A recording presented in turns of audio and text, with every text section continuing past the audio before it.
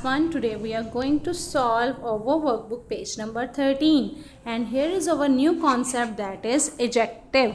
Adjectives are describing word. Adjectives जो होते हैं वो describing words होते हैं. They describe the noun. They describe the quality of a noun. वो हमें adjective जो है हमें noun की quality के बारे में बताते हैं. ये quality जो है वो गुड भी हो सकती है और क्वालिटी बैड भी हो सकती है. ठीक है, तो हर तरह की क्वालिटी, चाहे वो अच्छी हो या बुरी हो, ये तमाम क्वालिटीज़ जो होती हैं ये एडजेक्टिव होती हैं. हम आपको इसका डिटेल में जो आज एक एक्स्ट्रा लिंक भेजेंगे वो डिटेल में एडजेक्टिव का कॉन्सेप्ट है. ठीक है, उसको अच्छे से सुने और फिर उसके बाद इस पेज को सॉल्व करें. ठीक है, तो हम स्टार्ट करते हैं. What is an adjective? An adjective is a word. एक एडजेक्टिव जो होता है वो एक वर्ड होता है that tells about good and bad quality of a noun, जो हमें नाउन की अच्छी और बुरी क्वालिटी के बारे में बताता है. It is also called describing word. इसको हम डिस्क्राइबिंग वर्ड भी कहते हैं. एक एडजेक्टिव जो होता है वो हमें नाउन की अच्छी या बुरी क्वालिटी के बारे में बताता है और इसको हम डिस्क्राइबिंग वर्ड भी कहते हैं. ठीक है, तो यहाँ पर भी आपको मैं 2-3 चीज़ें मेंशन कर दूँ. That what are adjectives? All the number names are adjective, all the colours name are adjective, all the sizes are adjective, outlook is adjective, shapes are adjective and tastes are also adjective. ठीक है, तमाम तरह की feelings जो हैं वो भी adjective होती हैं. Feelings mean happy, sad. ठीक है, इस तरह की जो फीलिंग्स हैं ये सब हमारी एडजेक्टिव होती हैं. So for example small mat. जो मैट है वो नाउन है हमारा क्योंकि वो एक चीज़ का नाम है. स्मॉल उसकी क्वालिटी है कि वो एक छोटा है. So small is an adjective and mat is its noun. Mat is its noun. जो एडजेक्टिव है वो किसकी क्वालिटी को शो करता है? नाउन की क्वालिटी को शो करता है. तो हमारा नाउन क्या है? मैट है. और उसकी क्वालिटी क्या है? उसका एडजेक्टिव क्या है? Small. Small mat. Small is adjective and mat is its noun. Yellow ball. जैसा कि मैंने आपको बताया तमाम कलर्स नेम जो होते हैं वो भी एडजेक्टिव होते हैं. So yellow is a name of colour. So that's why it is also called an adjective. ठीक है, तमाम कलर्स नेम जो होते हैं वो एडजेक्टिव होते हैं. और इसका नाउन क्या है? Ball. Ball is a name of a thing. तो बॉल जो है वो इसका नाउन है और इसकी क्वालिटी, इसका एडजेक्टिव क्या है? येलो. 5 डॉल्स. 5 नंबर्स हैं जैसा कि मैंने आपको अभी बताया that all numbers are adjective. All numbers are adjective. So 5 is numbers. That's why it is an adjective. And dolls are its noun. Doll जो है वो इसकी noun है. Sad girl. Girl is noun and इसका adjective क्या है? Sad. देखें ये feelings हैं. Sad एक feeling होती है इसलिए sad जो है वो उसका adjective है. Underline adjectives and draw an arrow to their nouns. Underline करें एडजेक्टिव्स को और एक नाउन की तरफ उसके लिए एक एरो ड्रॉ करें. 3 stars. एज यू नो कि नंबर्स जो होते हैं वो तमाम एडजेक्टिव होते हैं. तो 3 is adjective and stars are its noun. Red cup. Colours are adjective. So red is adjective and cup is its noun क्योंकि ये एक थिंग का नेम है. Happy boy. फीलिंग्स जो होती हैं वो एडजेक्टिव होती हैं इसलिए हैप्पी एक एडजेक्टिव है और बॉय इसका नाउन है. Wet shirt. Outlooks are adjective. जो आउटलुक होती हैं कि वो चीज़ नाउन देखने में कैसा है तो वो वेट है तो शर्ट उसका नाउन है. Black ant. Colors are adjective, so that's why black is adjective and ant is its noun.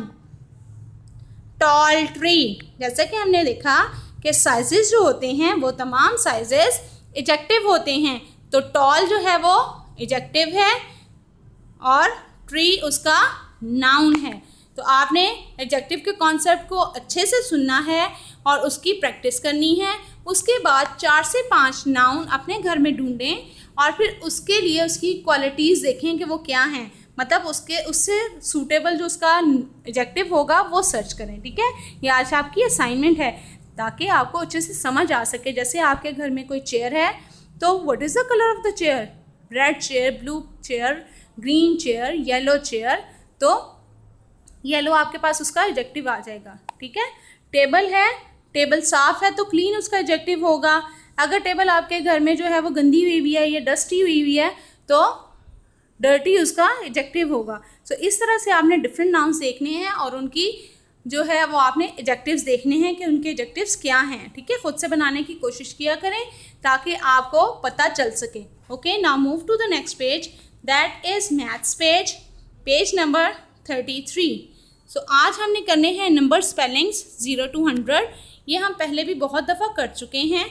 ठीक है, तो यहाँ पर आपको उनकी रिपीटिशन करनी है और ख़ुद से लिखने की कोशिश किया करें। 2-4 चीज़ें जो आपको माइंड में रखनी हैं, जैसा कि हम 40 लिखते हैं तो 40 में यू नहीं आता, 4 में यू आता है, 40 में यू नहीं आता। ये चीज़ हमेशा याद रखा करें कि जब भी आपने 40 के स्पेलिंग लिखने हैं तो 40 के स्पेलिंग में आपने यू नहीं लिखना।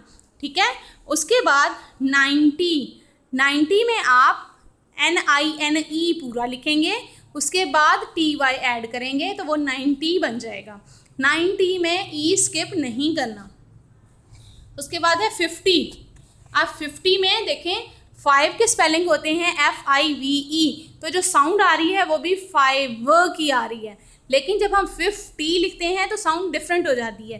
तो 50 के स्पेलिंग क्या होंगे, FIF, TYT, 50। ठीक है, तो इस तरह से आपने इनको बहुत केयरफुली और कोशिश किया करें ज़ुबानी लिखें, मम्मा से ना पूछें। और जब भी 2 डिजिट्स होते हैं तो आपको उसके दरमियान में गैप छोड़ना होता है। ठीक है, जैसे कि 33, 36, 49, 55, तो 50 लिखकर आप गैप देंगे, फिर 5 लिखेंगे। डैश लगाना बहुत ज़रूरी नहीं है, लेकिन डैश लगाने का मकसद ये होता है कि आपको पता चल सके कि आपने इसमें गैप रखना है। ठीक है, जॉइनिंग में नहीं लिखना। Okay, now move to the next page, that is over Islam math, page number 8। 9 तो हम कर चुके हैं। यहाँ पर है हमारे पास उस्वाए हसना, सफ़ा नंबर 30, 31 और 32 पढ़ें और ये वर्कशीट्स हल करें। हमारे पास ये वर्कशीट्स हैं जिनको हमें सॉल्व करना है। दुरुस्त जवाब का इंतखाब करें। आप सल्लल्लाहु अलैहि वसल्लम डैश के दिन पैदा हुए, पीर के दिन। आप सल्लल्लाहु अलैहि वसल्लम के दादा ने आपका नाम डैश रखा, मोहम्मद। हज़रत अब्दुल मुत्तलिब के डैश बेटे थे, 10 बेटे थे। यमन के हाकिम डैश ने अबरा पर हमला कर दिया। यमन के हाकिम अबरा ने यमन के हाकिम ने डैश की फ़ौज के साथ मक्का पर हमला किया। तो यमन के हाकिम ने किसकी फ़ौज के साथ हमला किया था, हाथियों की। अल्लाह ने गौल के गौल परिंदे भेजे। दादा की वफ़ात के बाद आपकी परवरिश चचा ने की। इस तरह से हमारी ये एक वर्कशीट कंप्लीट हो जाती है। अब हम फिल इन द ब्लैंक्स पे आ जाएंगे। आप सल्लल्लाहु अलैहि वसल्लम के वालिद का नाम हज़रत अब्दुल्ला रज़ी अल्लाह ताला अन्हा था। आपकी वालदा का नाम हज़रत आमिना रज़ी अल्लाह ताला अन्हा था। आपके दादा ने आपका नाम हज़रत अब्दुल मुत्तलिब रखा।